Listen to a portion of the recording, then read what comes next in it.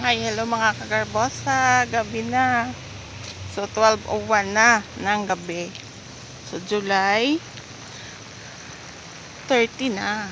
So, alam mo ba mga kagarbosa, nagmassage din ako. So, kumita naman tayo ngayon ng pera. So, pang ulam na naman tayo. Yan. Bukas.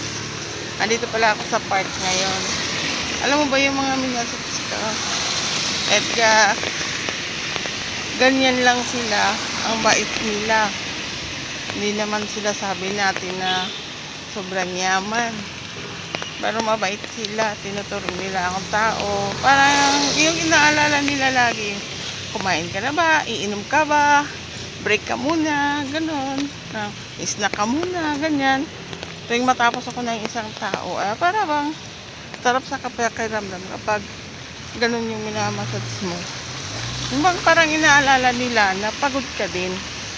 Ay, yung iba naman kasi, so ayoko na magsalita, di ba? Kayo na nilang kumbaga, kayo na lang mag-isip na.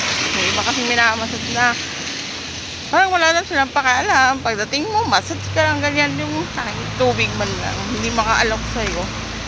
So proud ako sa kanila na sila yung naging client ko ngayong gabi.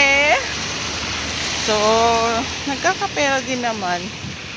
So, yun mga kagarbosa, sana kung pareho lang din tayo ng trabaho. Ako ngayon kasi, kahit may trabaho ako, minimum man, at naragdagan ng 40, parang hindi na rin iinda na yung dagdag. Kasi alam mo naman, ang manok, yung 570 pa lang ang sahod, ay yung manok, ano pa lang, 185 ang kilo. Ngayon 220 na.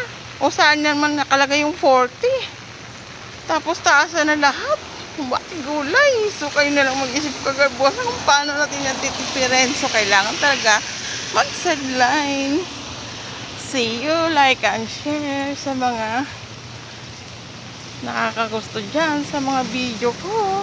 Comment below and pa-heart na din.